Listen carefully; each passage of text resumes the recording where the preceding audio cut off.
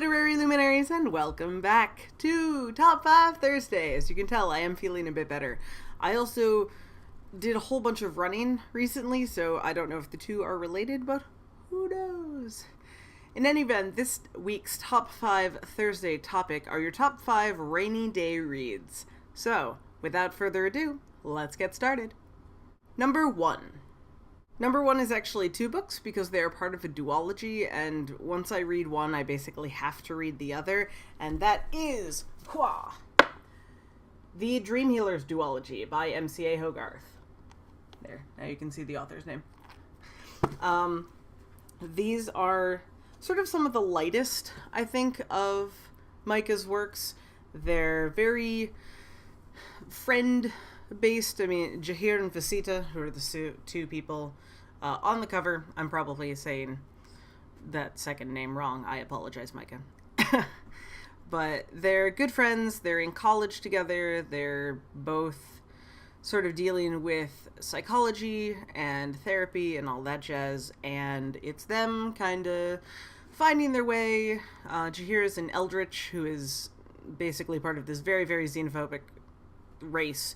They don't talk to anybody, and so when he shows up at college, everyone's like, what is happening?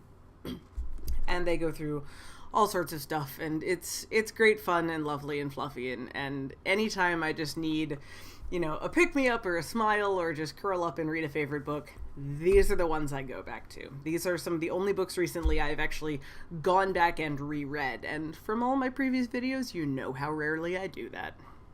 Number 2.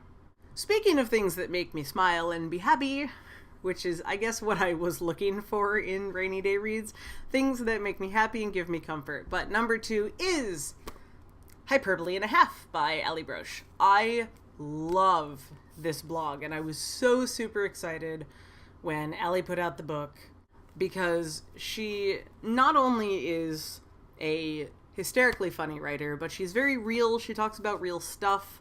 I believe both of her depression posts are in here, and if you ever needed a good description of what depression feels like, Allie's absolutely got it. It's just glorious, and there's so many little things that I have picked up from reading Hyperbole and a Half that have gotten into my, everyday lexicon that it's just sort of ridiculous by this point, but if you haven't read any of the blog, if you haven't heard of Ali Broche, absolutely check this out. It's phenomenal, and I mean, it's got art. Look at the art. So much art. Yes. Number 3. This is a book I have not yet reread, but I am absolutely planning on it because I think I'm going to get more out of it the second time around, and that is Ready Player One by Ernest Cline. This I read as part of a booktube reading challenge, but it's something that had come across, my life, and people had been telling me to read it because I am a gamer and I love 80s culture as well. And so it was obviously something that ended up on my radar, but it's a lot of fun. It's very nostalgic, which is funny because, of course, I was born in the late 80s, so most of this is completely before my time, but because I was raised in enough of it from, things my parents enjoyed, I still appreciate a great deal of it. So it's just sort of a feel-good inside joke kind of book. But there's a lot of hidden stuff in here that I want to go back and read, just because there's a lot of things you don't know until the end of the book, and I want to go back, knowing that and see, how the process was done and everything. But this is one that I can see easily becoming something that I reread on a fairly regular basis, just because it's way too much fun to not reread. Number 4. Number 4 is not a book I have reread recently, though I think I have mentioned on the channel that I want to. And that book is The Secret of Dragonhome by John Peel. This is a book that I read so many times when I was younger. And I've sort of gone back and read pieces of it, and it doesn't quite hold up to what I remember it being, but I haven't actually reread the entire book, but this, I don't know, this is very formative for me for whatever reason, and I can't quite nail down why, But there's a lot of stuff in here that I've taken to heart and sort of shows up very minimally in my writing. And it's got a really cool premise. And, you know, it's fantasy and dragons and romance, and it's lovely. Even if it sucks, even if it's not actually a very good book, it will always be a lovely book for me because of the memories it gives me and all of that jazz. So this is definitely one that I can see myself curling up on a rainy day and reading again. And finally, number 5. Okay, so I cheated again. This is also not one book, but it is all one series and one story.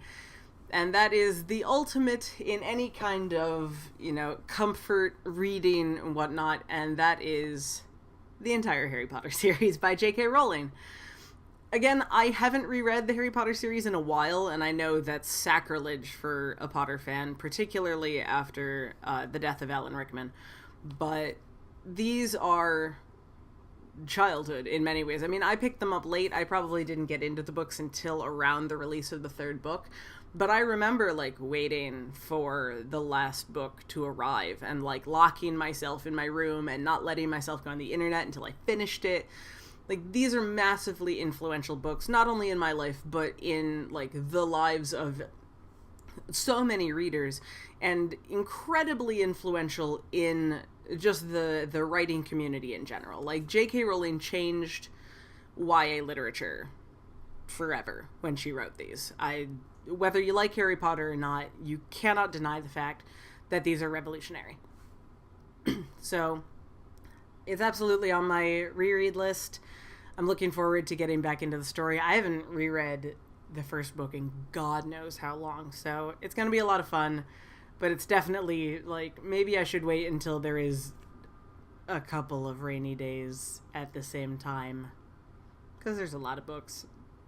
In any event, those are my top 5 rainy day reads. Let me know, what would yours be? You know, there's a great big storm outside. What book do you take into your reading corner, curl up with a mug of hot cocoa or whatever and read? Let me know in the comments down below. As always, I'd love to hear from you, and if you're seeing this on Twitter, feel free to tweet at me, at KRIAndFrey. I'd also love to hear from you there.